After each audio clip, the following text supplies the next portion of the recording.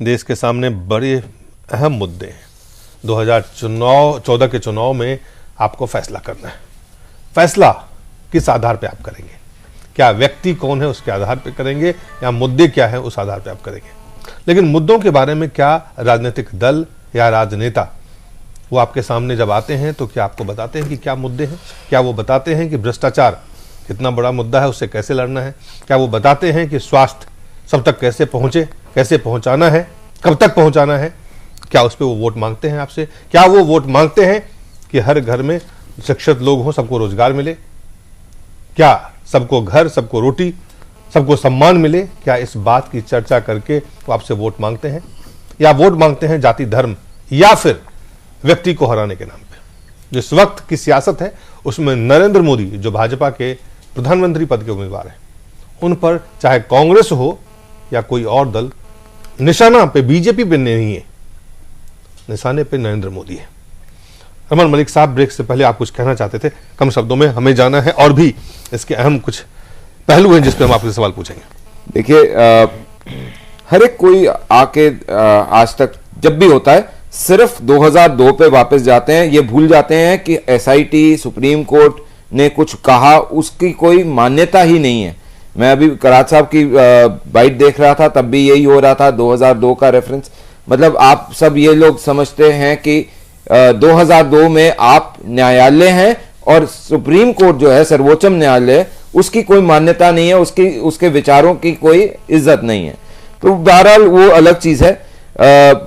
कुछ बोला गया गुजरात अभी कि विकास नहीं करा गया या विकास, तो कम से कम बोलने से पहले जाके देखें विकास क्या हुआ है और किस किस का कैसे कैसे विकास हुआ है।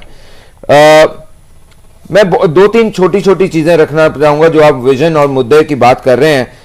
नरेंद्र भाई ने दो तीन बहुत क्लियर चीज बोली, विकास और विकास कैसे आएगा उसका एक विजन वो पब्लिक के सामने रखा है पटल पे जी।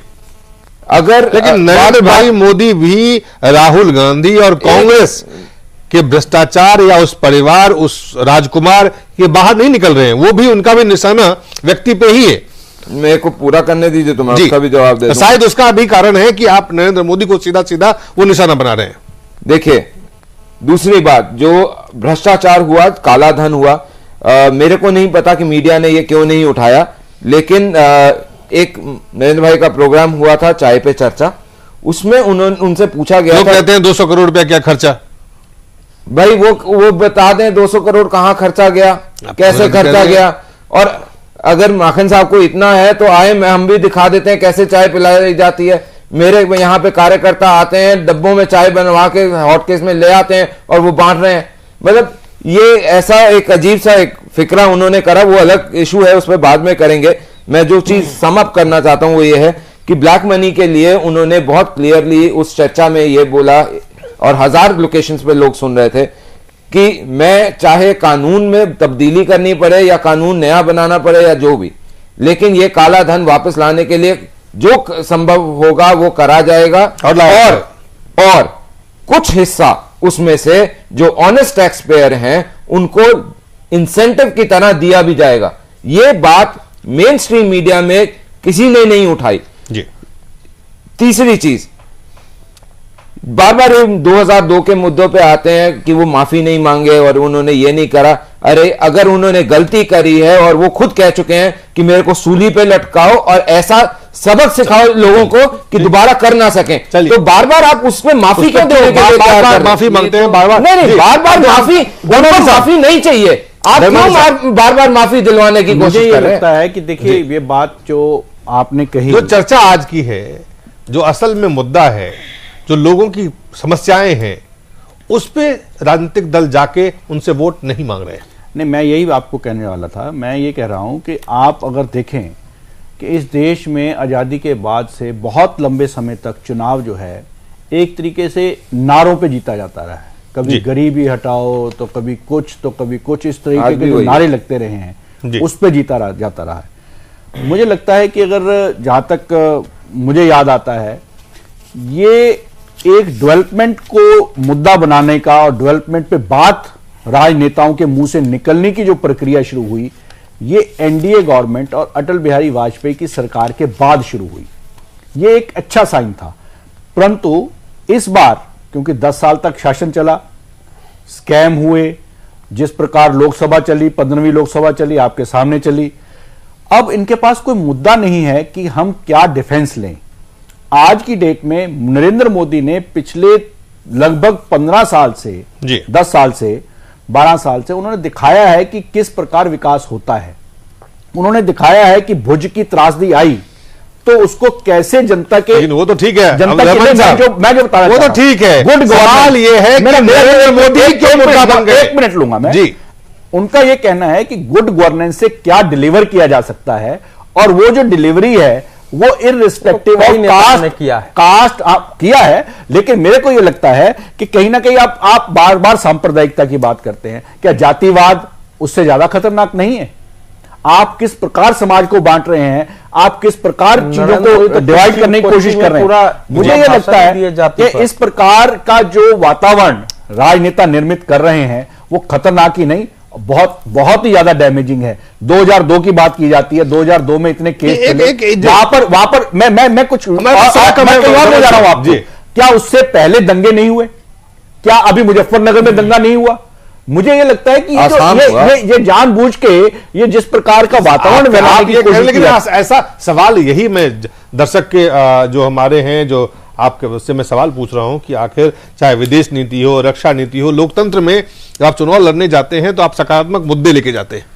आप कहते हैं हमारी पार्टी की विचारधारा ये है, हमारी पार्टी की नीति ये है, हमारी पार्टी के नेता, आप आखिर यहाँ पार्टी के नेता से शुरू होता है, नीति बताया नहीं जाता है और मुद्दे बिल्कुल साफ होते हैं। मेरा एक छोटा सा सवाल आपसे, मैं सवाल जवाब जानना चाहता हूं उपेंद्र जी, अवधेश जी, आप दोनों लोगों से कम समय में, क्योंकि हमारे पास समय नहीं, जो आपने क्वेश्चन किया मैं इसका 1 मिनट में जवाब देना। मुझे ये लगता है कि विदेश नीति पर और जितनी भी बातें आपने कही हैं, इस पर अगर कोई आज की डेट पर नेता बोल रहा है कि मैं क्या करना चाहता हूं, तो मेरा वो सवाल नहीं है, नहीं किया सवाल अवधेश जी, सवाल जो आप कह रहे हैं कि नरेंद्र मोदी ये कह रहे हैं, नरेंद्र मोदी ये कह रहे हैं,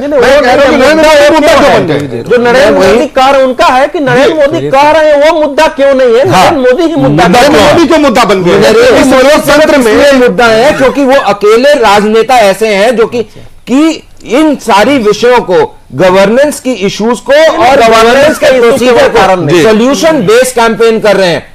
सिर्फ कैंपेन नहीं कर रहे, सोल्यूशन बेस्ड कैंपेन कर रहे हैं। और वो राजनीतिक सन्यासी हैं। अब राजनीतिक उसके लिए वो मुद्दा नहीं। देखिए, कई चीजें हम लोगों ने डिस्कस की है, लेकिन हम ध्यान रखिए कि 1971 में इंदिरा गांधी मुख्य मुद्दा था। अवधेश जी, कम समय है हमारे पास, बात जी 1 मिनट रह गए, 1 मिनट रह गए हैं जी। तो उसका कारण, मुझे जो एक कारण मैं अभी बता सकता हूं, यह है कि मंडल मंदिर विभाजन में जो अनेक पार्टियां उसके कारण देश में खड़ी हुई हैं, उनसे देश भले निराश हो, लेकिन उन पार्टियों के लिए विखंडित राजनीति से महत्वाकांक्षा बनी है और अनुभव भी किया है कि हम छोटी होकर के भी सत्ता के भागीदार हो सकते हैं या सत्ता कायम कर सकते हैं।